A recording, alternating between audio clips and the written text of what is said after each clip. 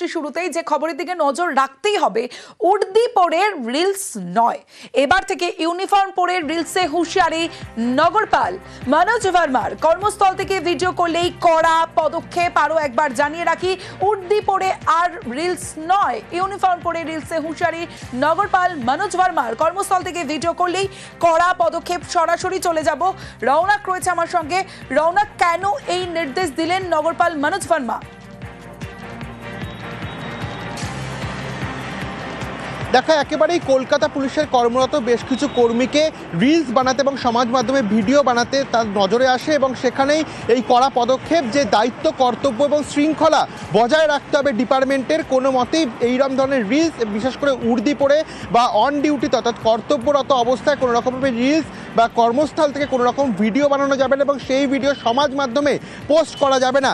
এর ক্ষেত্রে কলকাতা পুলিশের যে মর্যাদা, তাতে একটা আঘাত আসতে পারে। এই বিষয়কে সামনে রেখে চলতি মাসের যে ক্রাইম মিটিং, সেখানে ডিপার্টমেন্টের প্রত্যেক স্তরে পুলিশ কর্মীকে এই নয়া শৃঙ্খলা বিধির নির্দেশ দেন পুলিশ কমিশনার মনোজ ভার্মা। এবং কোনোভাবেই নিজেদের ইউনিফর্ম পরে কর্মস্থল থেকে কোনো ভিডিও করা যাবে না বা কোনো ধরনের রিলস সমাজ মাধ্যমে তারা পোস্ট করতে পারবে না, এমনটাই কিন্তু কড়া হুঁশিয়ারি দেওয়া হয়েছে এবং প্রত্যেকটি থানাকেও এই বিষয় সংক্রান্তে অবগত করা হয়েছে। শুধু তাই নয়, বেশ কিছু পুলিশ কর্মীর রিলস ইতিমধ্যে সমাজ মাধ্যমে দেখা গেছে, বেশ কিছু জায়গায় সমাজ মাধ্যমে ভিডিও তারা পোস্ট করে চলেছিল অনবরত। সেই বিষয়ে কিন্তু পুলিশ কমিশনের নজরে আসে এবং তাদের যে দায়িত্ব, কর্তব্য এবং তাদের যে ডিপার্টমেন্টের মর্যাদা, তা যথাযথ বজায় রাখতে হবে। এই বিষয়কে সামনে রেখেই কিন্তু একেবারে কড়া হুঁশিয়ারি দেওয়া হয়েছে এবং শুধু তাই নয়, প্রয়োজনে কড়া পদক্ষেপ নেওয়া হতে পারে। ডিপার্টমেন্টাল যে স্ট্রাইক, সেই ধরনের পদক্ষেপও কিন্তু নেওয়া হতে পারে যদি পরবর্তীতে এরকম কোনো পুলিশ কর্মীর রিলস নজরে আসে বা এই ঘোষণার পরেও যদি কেউ কোনো রকমভাবে সমাজ মাধ্যমে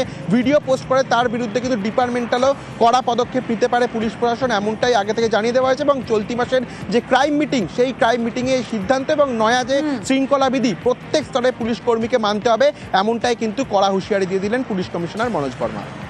বেশ রৌনক।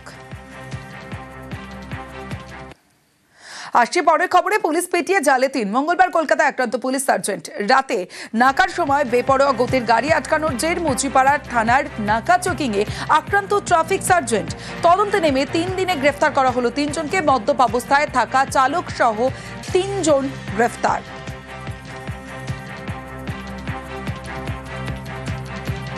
পুলিশ পিটিয়ে জালে 3। মঙ্গলবার কলকাতায় আক্রান্ত পুলিশ সার্জেন্ট।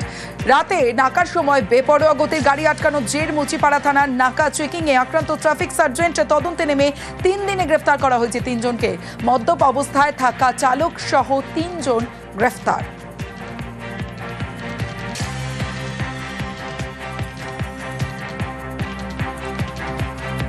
মুচিপাড়ায় আক্রান্ত ট্রাফিক সার্জেন্ট।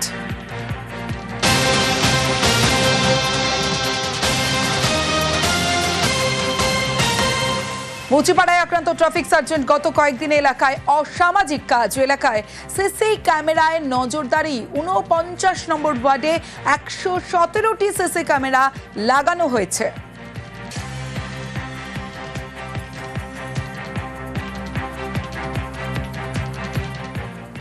অন্যদিকে কনস্টেবলের উর্দি চুরি করে তোলাবাজি। কসবায় গ্রেফতার করা হয়েছে সিভিক ভলেন্টিয়ারকে। গ্রেফতার সিভিক ভলেন্টিয়ারের এক সহযোগীও। ধৃত দুজনে 6 জুন পর্যন্ত জেল হেফাজত। অভিযুক্ত নীরজ সিংকে গ্রেফতার কসবা থানার।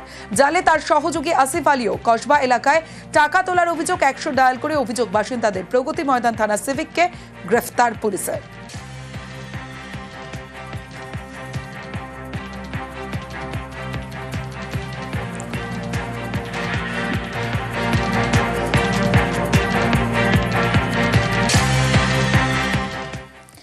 এবার আসছে অন্যান্য খবরে। ঘরেই আক্রান্ত পাক প্রেসিডেন্টের মেয়ে। পাক প্রেসিডেন্টের মেয়ের কনভয়ে হামলার অভিযোগ। আসিফ আলী জারদারির মেয়ে সাংসদ আসিফা ভুট্টোর কনভয়ে লাঠি পাথর নিয়ে হামলা।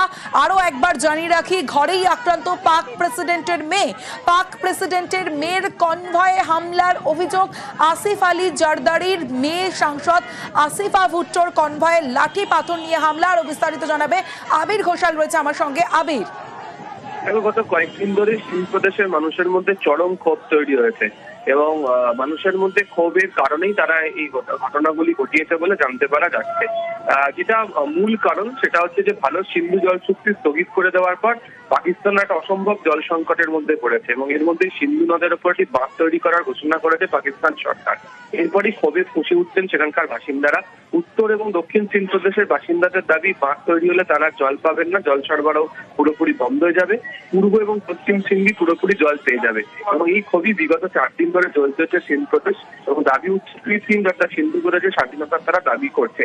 এরই প্রেক্ষিতে হচ্ছে এই রাজনৈতিক নেতা নেত্রীদের গাড়িতে হামলা, বাড়িতে গিয়ে আগুন লাগিয়ে দেওয়ার ঘটনা, এমনকি একাধিক জায়গাতে পুলিশের সাথে খণ্ডযুদ্ধ হয়েছে। পুলিশ বিভিন্ন জায়গাতে লাঠিচার্জ করেছে, এমনকি বিক্ষোভকারীদের থামাতে গুলিও ছড়েছে বলে অভিযোগ উঠেছে। তবে সেখানকার মানুষের মধ্যে ক্ষোভের আগুন প্রত্যেক দিন জ্বলছে এবং এই জন্যই কনভয় আক্রমণের ঘটনা, তোমার আগেও যেটা বলছিলাম যে বাড়িতে পর্যন্ত তারা আগুন লাগিয়ে দিয়েছে এবং সেক্ষেত্রে দাঁড়িয়ে সাধারণ মানুষ তারা বিভিন্ন সময় জড়িয়ে তাদের যে ক্ষোভ সেটাকে তারা চালিয়ে যাচ্ছেন। ফলে এটাই হচ্ছে পাকিস্তানের এখনকার পরিস্থিতি এবং সেই কারণেই হচ্ছে এই বিক্ষোভের ঘটনাগুলি ঘটেছে। বেশ আবির।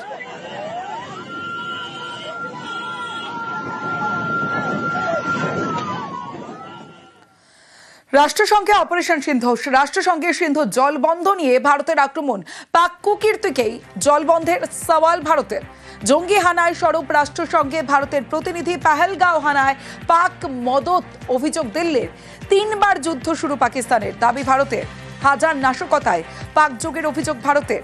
পাক বাধায় আটকে বাঁধ সংস্কার অভিযোগ ভারতের।